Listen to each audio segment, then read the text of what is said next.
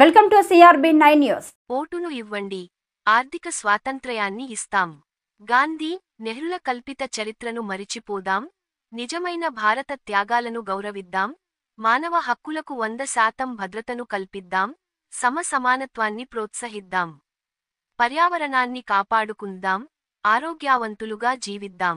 నోటుపై నేతాజీ బొమ్మను ముద్రిద్దాం. గర్వంగా జీవిద్దాం అని రాష్ట్రీయ ప్రజా కాంగ్రెస్ ఆర్పీసీ ప్రధాన కార్యాలయంలో జరిగిన పార్టీ వారాంతపు సమావేశంలో ఆర్పీసీ వ్యవస్థాపక అధ్యక్షులు మేడా శ్రీనివాస్ కేంద్ర ప్రభుత్వాన్ని కోరారు. ప్రకారం ఒక వ్యూహాత్మకమైనటువంటి రాజకీయ నిర్మాణాన్ని ప్రోత్సహిస్తుంది.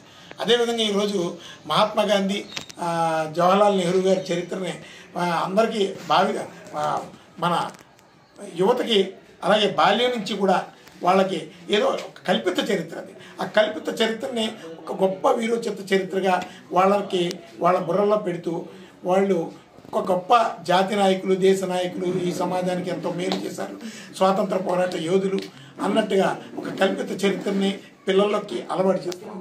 మేము మొట్టమొదటి ఒకటి చెప్తున్నాం, గాంధీ నెహ్రూలు సాధించినటువంటి చరిత్ర ఈ దేశానికి కానీ ఈ స్వాతంత్ర పోరాటంలో ఉన్నటువంటి వారి కనీస పాత్ర కానీ లేదని. అందుకనే రాష్ట్రీయ ప్రజా కాంగ్రెస్ పార్టీ మొట్టమొదటి నుంచి ఒకటి చెప్తుంది, ఈ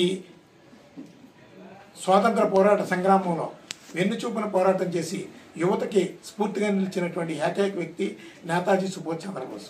కానీ మనం ముద్రించేటటువంటి నోట్ల మీద నేతాజీ సుభాష్ చంద్రబోస్ ఆ నోటి మీద వారి చిత్రపటాన్ని ముద్రిస్తే కాస్త విలువలతో కూడినటువంటి ఒక పౌరుషం, అలాగే ఒక కమిట్మెంటు ఇంప్రూవ్ అవుతుంది. ఎందుకంటే గాంధీ గారి నోటి చూస్తే కరప్షన్ విపరీతంగా పెరిగిపోతుంది. ఇలాంటి పరిస్థితుల్ని కాస్త మార్చుకోవాలి అనుకుంటే స్వాతంత్ర పోరాట సంగ్రామంలో ప్రజల కోసం, ఈ దేశం కోసం కమిట్మెంట్తో పనిచేసినటువంటి వాళ్ళందరినీ కూడా మనం గుర్తించాలి. ఈ చరిత్ర కోసం భావితరాలకి, అలాగే ఇప్పుడున్నటువంటి బాల్యం నుంచి కూడా సిలబస్ను కూడా మార్చాలి. అలాగే సిలబస్లో కూడా మనకు అవసరం లేనటువంటి చరిత్ర, అలాగే మన భారతదేశానికి సంబంధం లేనటువంటి చరిత్రని పిల్లల బుర్రల్లోకి ఎక్కిస్తున్నాం. అసలు మన భారతదేశంలో ఉన్నటువంటి వాస్తవ చరిత్ర ఏంటి, అలాగే ఈ చరిత్రలో ఉన్నటువంటి గొప్ప యోధులు ఎవరో మన చరిత్ర చదివితేనే బాడీ ఎంతో పులకరించిపోతుంది. అంత గొప్ప వీరోచితమైనటువంటి చరిత్ర గల ఈ అఖండ భారతదేశంలో ఎక్కడి నుంచో ప్రపంచ దేశాల్లో ఉన్నటువంటి అవసరం లేనటువంటి చరిత్రని, అలాగే ఈ చరిత్రకి సంబంధం లేనటువంటి వాళ్ళని ఈరోజు మనం చరిత్రకారులుగా కీర్తించుకుంటూ వ్యవస్థనే మనం భ్రష్టు పట్టించుకుంటున్నాం.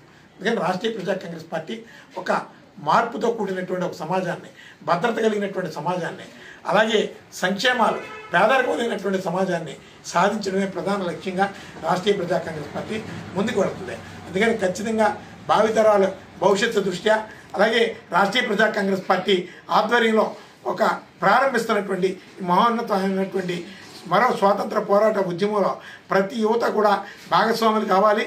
పేదరికం లేనటువంటి సమాజాన్ని ఆంధ్రప్రదేశ్లో మొట్టమొదట సాధించి చూపించడమే రాష్ట్రీయ ప్రజా కాంగ్రెస్ పార్టీ ప్రధాన లక్ష్యం అని, అలాగే అందరినీ పర్యావరణాన్ని కాపాడుకుంటూ అందరినీ ఆరోగ్యవంతులుగా తీర్చిదిద్దడం, మానవ హక్కులకి శాశ్వత భద్రత కల్పించడమే ప్రధాన లక్ష్యంగా రాష్ట్రీయ ప్రజా కాంగ్రెస్ పార్టీ సాగిస్తున్నటువంటి ఈ ప్రజా పోరాటంలో అందరూ కూడా అన్ని వర్గాల ప్రజలు భాగస్వాములయ్యి ఇప్పుడున్నటువంటి ప్రధాన రాజకీయ కార్పొరేట్ రాజకీయ పార్టీలకి ఖచ్చితంగా బుద్ధి చెప్పే విధంగా మీ బిడ్డల భవిష్యత్తు కోసం, మీ భవిష్యత్తు కోసం, ఈ సామాజిక భద్రత కోసం రాష్ట్రీయ ప్రజా కాంగ్రెస్ పార్టీకి మీరందరూ కూడా భుజం కాయాలి, ఈ మహా ఉద్యమంలో మీ అడుగులు వేయాలని చెప్పి ఈ సందర్భంగా మీకు విజ్ఞప్తి చేస్తూ సెలవు తీసుకుంటున్నాను.